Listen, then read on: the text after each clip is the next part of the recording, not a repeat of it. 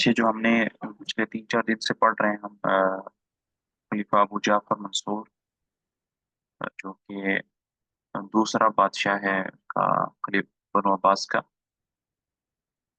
تو کچھ لوگ اس کے لیے بہت زیادہ رکاوٹ تھے، اس کی حکومت کے لیے خطرہ تھے، جیسے کہ ابراہیم اور محمد مہدی اور محمد مہدی کا بیٹا عبداللہ اشتر. یہ 3 لوگ اس کے لیے بڑا خطرہ تھے، تو اس نے آہستہ آہستہ تینوں کو جو ہے نا راستے سے ہٹا دیا. ابھی کچھ نئی واقعات آئیں گی اسی حکومت کی، تو وہ انشاءاللہ پڑھتے ہیں.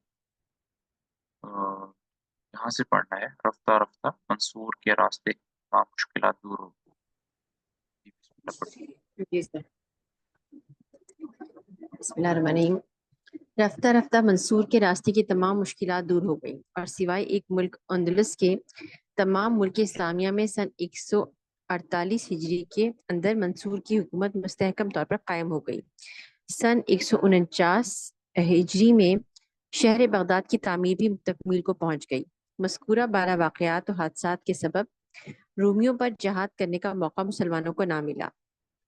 سن 149 ہجری میں عباس بن محمد حسن بن قحطبہ اور محمد بن اشعث نے رومیوں پہ چڑھائی کی اور دور تک قتل و غارت کرتے ہوئے چلے گئے. یہ اندلس ہے، پتہ ہے نا کون سا ملک؟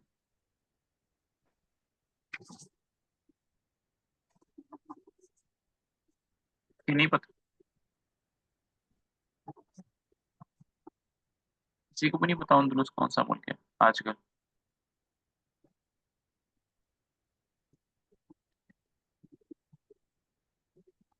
جی باقی لوگ اندلس ٹرکی کو کہہ رہے ہیں. نہیں. انتانی کیا آج کل اندلس کا جو ملک ہے وہ اسپین ہے آج کل. اینٹونیا.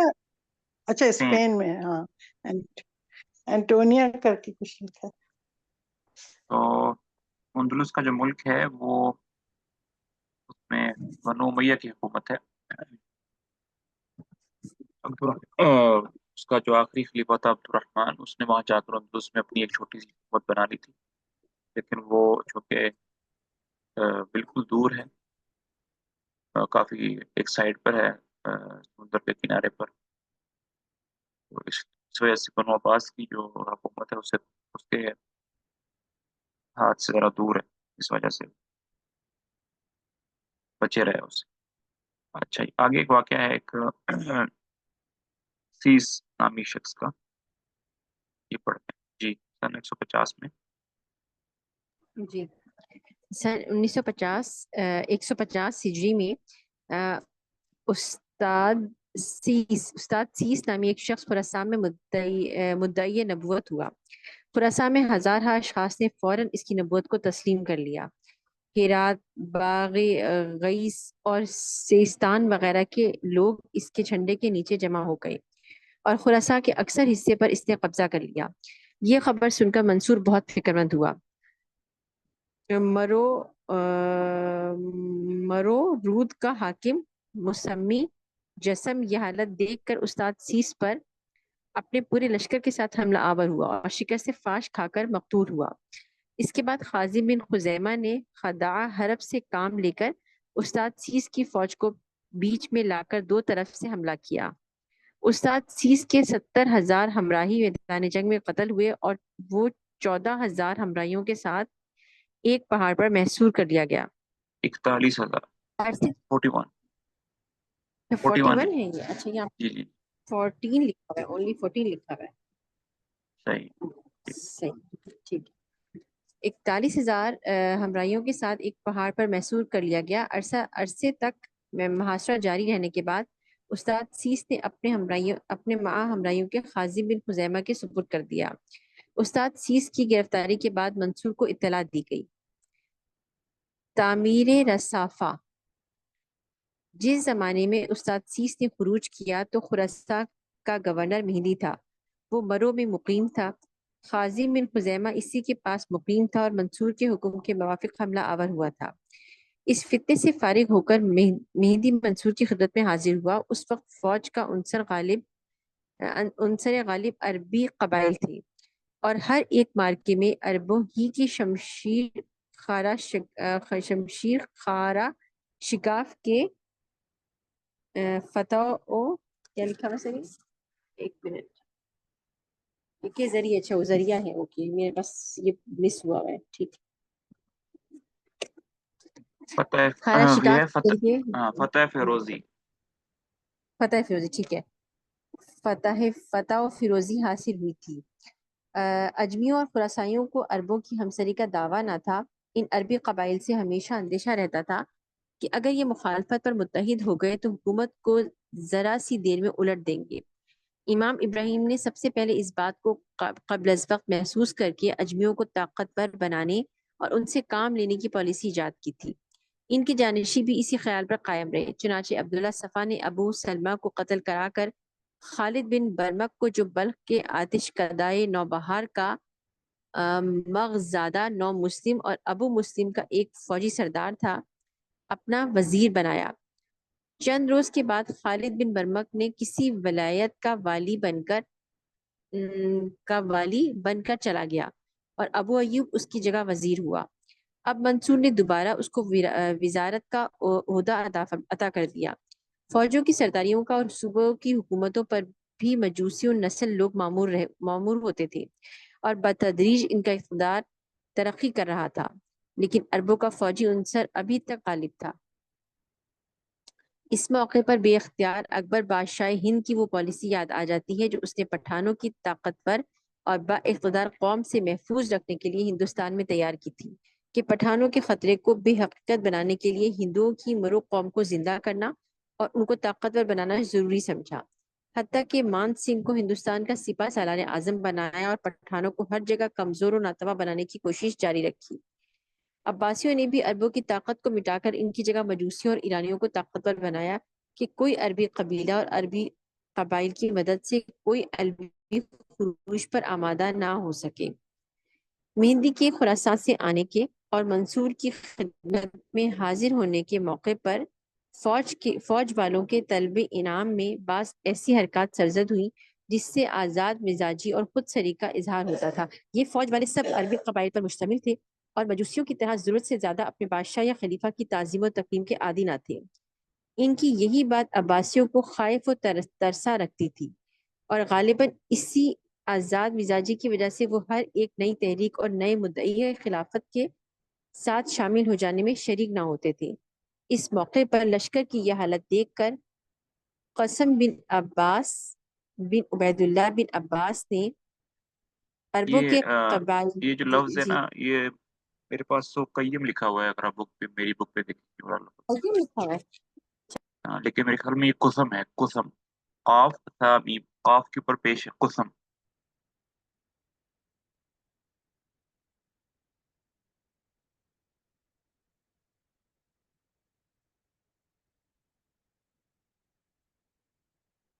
اچھا یہ جو بات ہے نا، عرب لوگ ذرا تعظیم نہیں کرتے، تعظیم و تکریم نہیں کرتے اپنے بڑوں کی. اس کو ذرا سمجھنے کی ضرورت ہے. اس سے مراد وہ تعظیم و تکریم ہے جو کہ شریعت کے خلاف ہے. نبی صلی اللہ علیہ وسلم نے بھی اس کا اظہار فرمایا تھا. جیسی مثال کے طور پر اپنے کوئی بڑا آ جائے اس کے لیے کھڑا ہونا. اکثر آپ لوگوں نے دیکھا ہوگا کہ ہمارے ہاں یہ زیادہ رواج ہے اجموں کے ہاں، کہ کوئی بڑا آ جائے، کوئی صدر آ جائے، کوئی وزیر آ جائے، کوئی بڑا آ جائے، ایمبیسڈر آ جائے، تو ہم کیا کرتے ہیں؟ کھڑے ہو جاتے ہیں اس کے استقبال کے لیے. عربوں کے اندر یہ نہیں. اور اسکول کے اندر بھی آپ لوگوں نے دیکھا ہوگا کہ صبح جب ٹیچر کلاس میں آتا ہے تو کیا کہتے ہیں سب بچے کھڑے ہو. Good morning teacher. ہاں ہاں، یہ بھی نہیں ہے، یہ بھی نہیں ہے. مجھے اس کا پرسنل ایکسپیرینس ہے کلاس کے اندر. تو بہت ساری عادات ایسی ہیں جو کہ ہم نے بلا وجہ ہی ایسے بنا لی ہیں جس کا نہ کوئی ہے، عزت و تقریب سے کوئی تعلق نہیں ہے. ایک دم کھڑے ہو جانا کلاس میں بھی، اس کے علاوہ جھنڈا کرتے ہیں اس کے آگے ایک دم پن ڈراپ سائلنس کر کے کھڑے ہونا، یہ سارا کچھ کچھ شرک وغیرہ میں کہتے ہیں آتا ہے. ہاں، شرک میں تو خیر نہیں آتا، لیکن نبی صلی اللہ علیہ وسلم اس کو ناپسند فرماتے تھے کہ یہ زیادہ تعظیم و تکریم جو ہے نا یہ اجمیوں کے اندر ہے. بلکہ مجھے وہ حدیث بھی اچھی طریقے سے یاد ہے کہ نبی صلی اللہ علیہ وسلم اپنے صحابہ کے ساتھ بیٹھے ہوئے تھے، تو ایک بدو آیا، ایک عربی آیا اور اس نے آ کر کہا ایکم محمد، کہ تم میں سے محمد کون ہے. تو یعنی نبی صلی اللہ علیہ وسلم اپنے صحابہ کے ساتھ اس طرح بیٹھتے تھے مل جل کر گل مل کر کہ جنہوں نے اللہ کے نبی کو نہیں دیکھا ہوتا تھا پہلے، اس کو یہ فائنڈ کرنا ذرا پہچان. مشکل ہوتا تھا کہ ان میں سے اللہ کے نبی کون ہے. الگ سے اپنے لیے کوئی اچھی جگہ نہیں بناتے تھے اللہ کے نبی. اور جیسے ہمارے یہاں تو عام ہوتا ہے کہ جو بادشاہ لوگ ہوتے ہیں یا اس طرح ان کو ایک برحال، تو عرب جو لوگ ہیں ان کے اندر یہ چیزیں نہیں ہیں، ابھی بھی نہیں ہے، ابھی بھی نہیں ہے. میں نے اس کا پرسنل ایکسپیرینس کیا ہے کہ اگر آپ آفس میں چلے جائیں، کسی بھی سعودی آفس میں، گورنمنٹ کے آفس میں، جو ان کے بڑے ہوتے ہیں وہ بالکل ایسے ہی چل پھر رہے ہوتے ہیں اندر. کہ پہلی دفعہ تو پتہ کرنا مشکل ہو جاتا ہے، کیا یہ باس ہے، یہ مدیر ہے، یہ سی ای او ہے، یہ ان کا سینئر ہے. سینئر جونیئر کا جو آپس میں وہ ایک ہوتا ہے نا کہ وہ بھی بالکل آپس میں بریک ٹائم مل جل کے گپ شپ لگا رہے ہوتے ہیں، بالکل کوئی پرابلم نہیں ہوتا. لیکن ہمارے یہاں ایسا نہیں ہے کسی کے جو ایک منٹ. احترام میں ہاں کھڑے نہیں ہوتے. جی جی جی، ہمارے یہاں ایک منٹ جو لیکن بندہ ایک منٹ لیکن بھی ایک منٹ.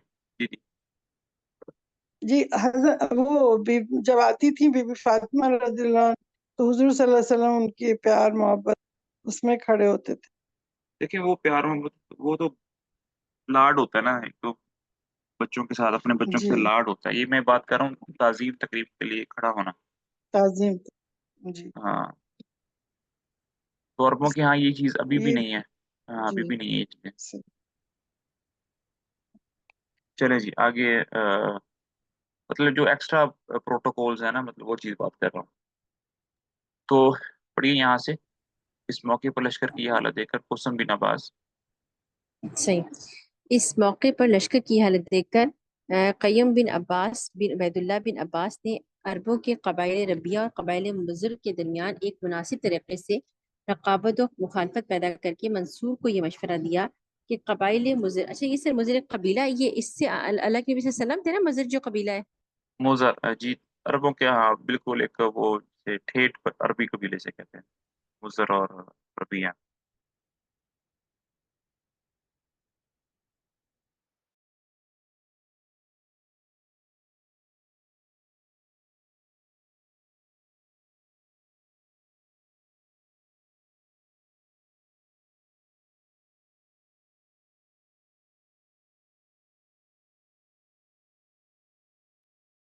مجھے لگتا ہے ہما تو چلی گئی، پھر میں پڑھ دیتا ہوں.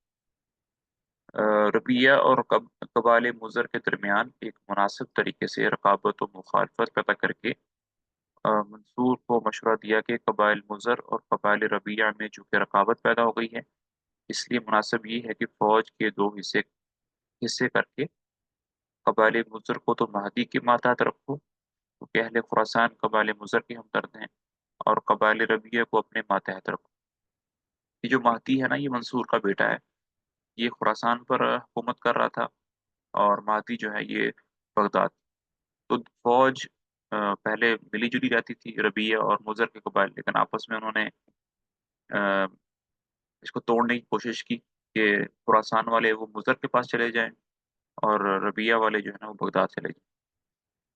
اس طرح دو دو جانب دو فوجی مرکز قائم ہو جائیں گے تو ایک کو دوسرے کا خوف رہے گا اور کوئی بغاوت کامیاب نہ ہونے پائے گی. منصور نے اس رائے کو پسند کیا اور اپنے بیٹے مہدی کے قیام کے واسطے بغداد کی مشرقی جانب رصافہ کی تعمیر، یعنی ایک نیا شہر بسانے کا، رصافہ کی تعمیر کا حکم سن 151 ہجری میں دیا کہ وہاں ایک الگ چھاؤنی قائم ہو جائے. اسی سال یعنی 151 میں محمد اشعث نے بلاد روم کی طرف سے واپس آتے ہوئے راستے میں وفات پائی. یہ محمد اشعث ایک سپہ سالار ہے منصور کا، جو رومیوں کے ساتھ جہاد کرنے کے لیے گیا ہوا تھا. واپس آنے پر اس کا انتقال ہوا. سن 153 میں منصور نے حکم جاری کیا کہ میری تمام رعایا لمبی ٹوپیاں اڑا کرے. یہ ٹوپیاں بانس اور پتے سے بنائی جاتی تھیں. اسی زمانہ میں حبشی ان ٹوپیوں کو اوڑا کرتے تھے۔ سن 154 میں ظفر بن عاصم نے بلاد روم پر حملہ کیا۔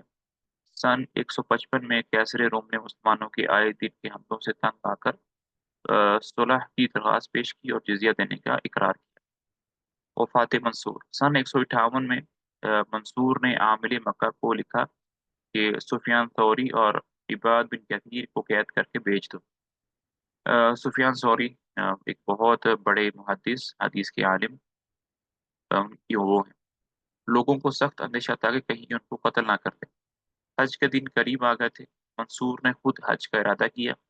اس سے اہل مکہ کو اور بھی تشویش ہوئی کہ یہاں آ کر اللہ جانے کس کس کو گرفتار و قید اور قتل کرے گا، مگر اہل مکہ کی دعائیں قبول ہوئیں اور منصور مکہ تک پہنچنے سے پہلے ہی فوت ہوا۔ تفصیل اس اجمال کی یہ ہے کہ منصور نے ماہ ذی قعدہ سن 158 میں بغداد سے بعزم حج کوچ کیا۔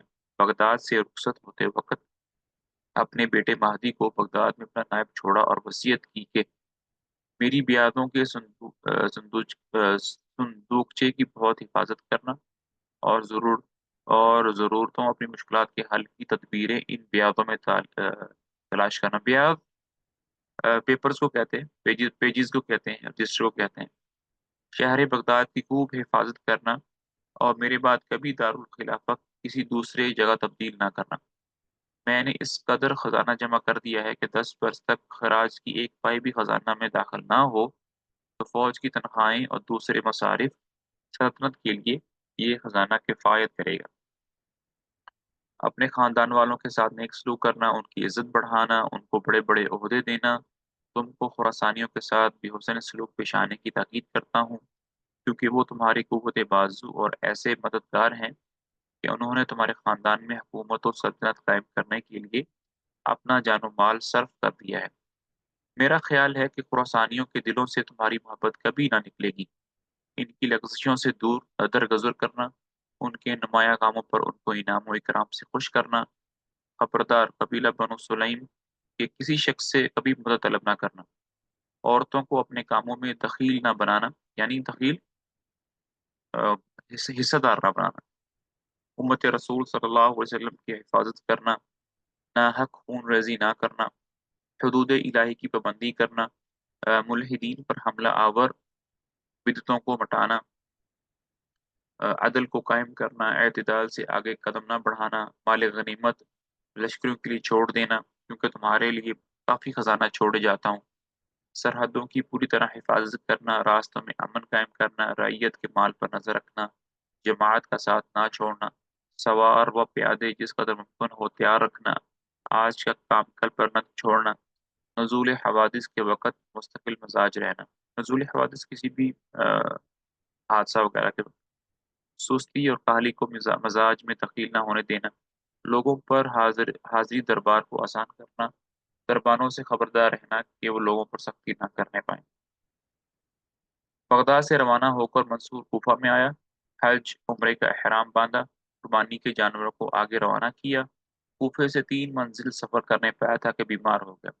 اسی بیماری کی حالت میں اپنے آزاد کردہ غلام ربیع کو اس کا حاجب اور افسر باڈی گارڈ تھا۔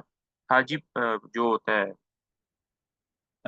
حاجب کہتے ہیں ایسے شخص کو جو کہ دربان ہوتے ہیں، دربان جو کہ لوگوں کو بادشاہ سے ملنے کی اجازت دیتا ہے یا روکتا ہے وغیرہ وغیرہ، اکثر اپنی مصاحبت میں رکھتا تھا۔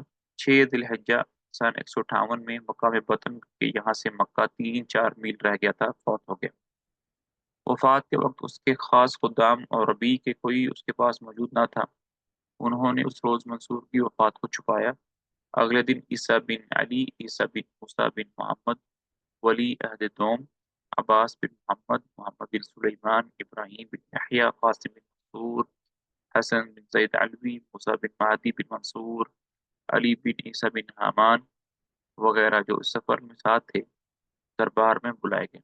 ربیع نے خلیفہ کی وفات کی خبر سنائی۔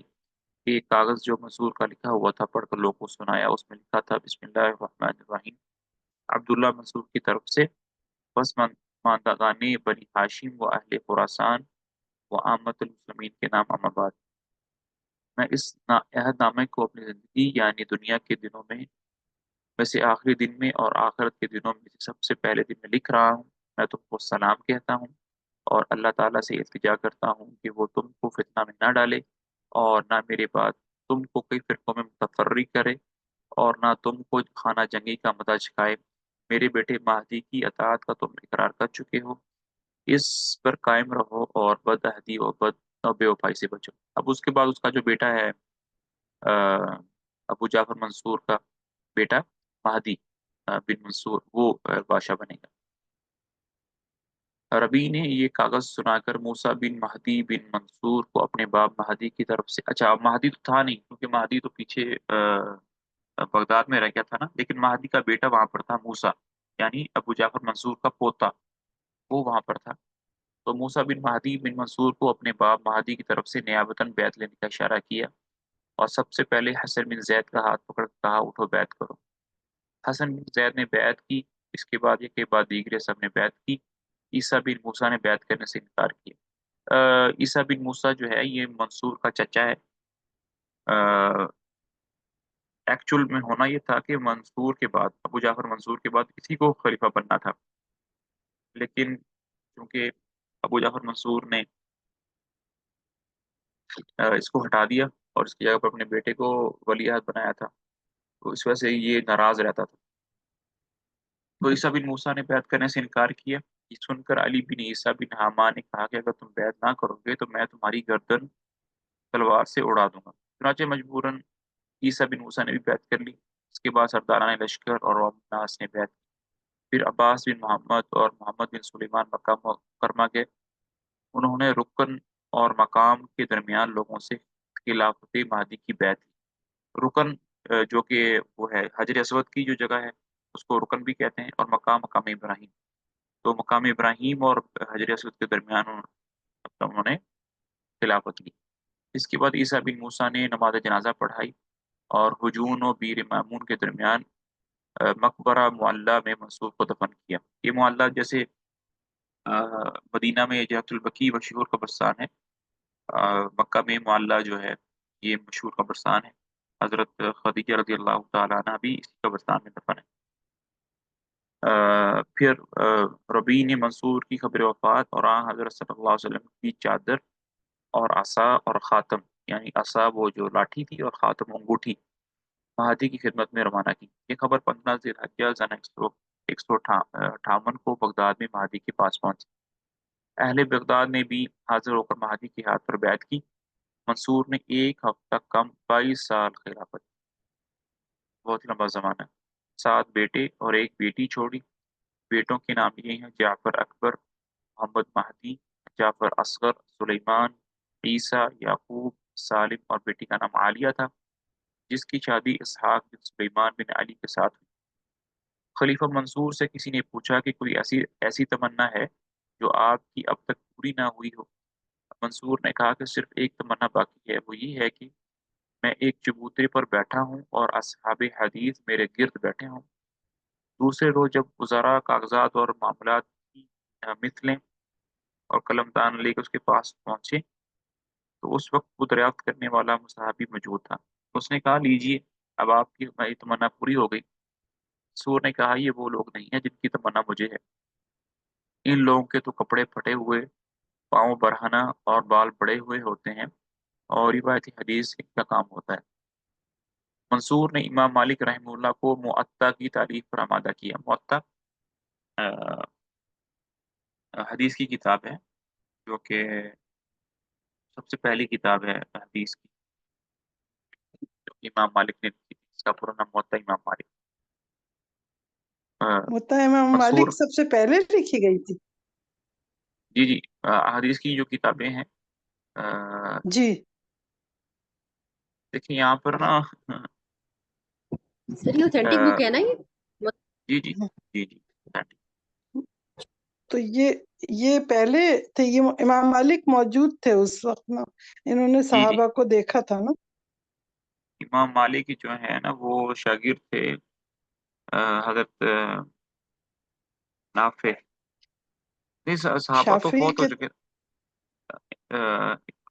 فوت ہو چکے تھے نا، امام صحابہ تو فوت ہو شافعی چکے۔ کے شاگرد تھے امام مالک؟ امام شافعی امام مالک کے شاگرد تھے۔ اچھا، امام شافعی تھے ان کے، تو صحابہ نہیں تھے، صحابہ کو نہیں دیکھا تھا انہوں نے؟ نہیں، صحابہ جو تھے وہ چاروں فقہا کے جو ہیں مؤسس ہیں، امام مالک، امام احمد بن حنبل اور امام شافعی، امام ابو حنیفہ، ان چاروں میں سے صرف امام ابو حنیفہ نے ایک صحابی کو دیکھا ہے بس۔ امام ابو حنیفہ نے دیکھا، اور ہاں، تبع تابعین کو دیکھا ہے انہوں نے؟ امام ابو حنیفہ نے، نہیں، انہوں نے امام مالک نے تبع جی جی، تابعین کو دیکھا۔ تبع تابعین، کیونکہ میں نے جیسے ذکر کیا کہ 99 میں جو تھا نا آخری صحابی کا انتقال ہو گیا، 99، اچھا، ابھی تو ہم چل رہے ہیں 158۔ جی جی، تو منصور نے امام مالک رحمہ اللہ کو موطا کی تعلیف پر آمادہ کیا، تو ان سے اس طرح مخاطب ہوا کہ اے ابو عبداللہ، جانتے ہو کہ اب اسلام میں تم سے اور مجھ سے زیادہ شریعت کا جانے والا کوئی باقی نہیں رہا۔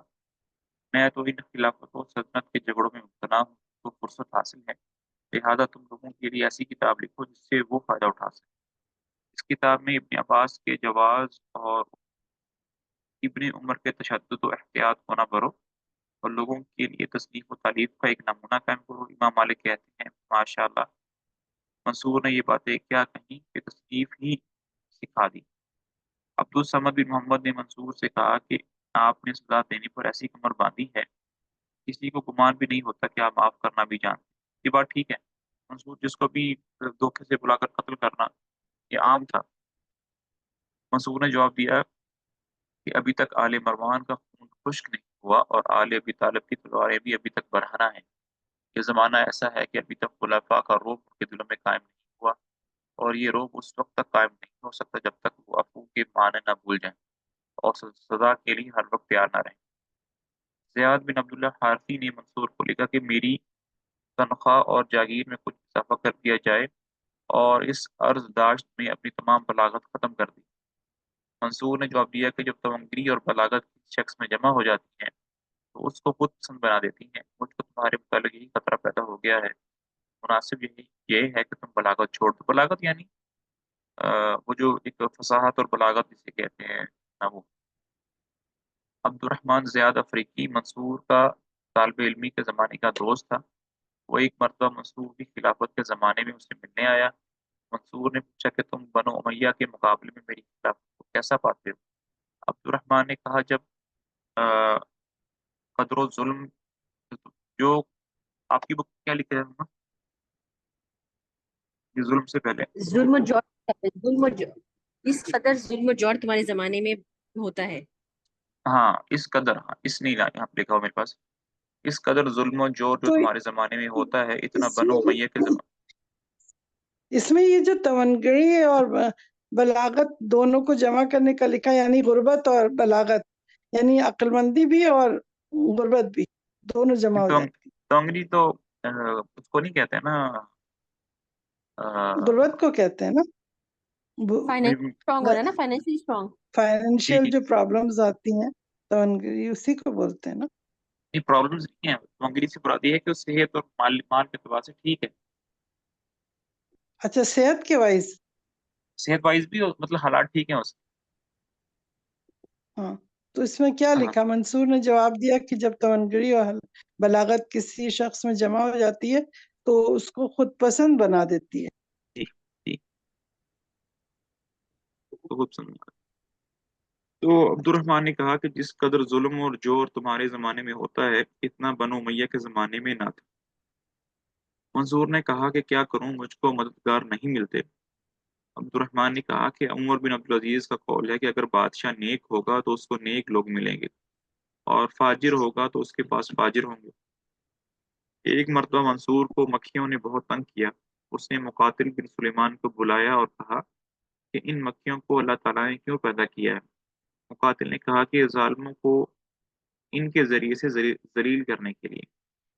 منصور کے زمانے میں سریانی اور عجمی زبانوں سے کتابوں کا ترجمہ عربی زبانوں میں ہونے لگا تھا۔ یہ سریانی جو ہے وہ ہبرو لینگویج جو ہے، وہ ابھی تو یہ بالکل میرے خیال میں ختم ہی ہو گئی ہے۔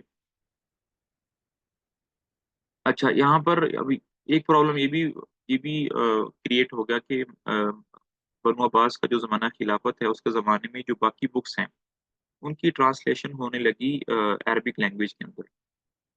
اب جو باقی زبانیں تھے، اجمی لوگ تھے، وہ زیادہ تر فلاسفی والے لوگ تھے، ایتھیسٹ تھے.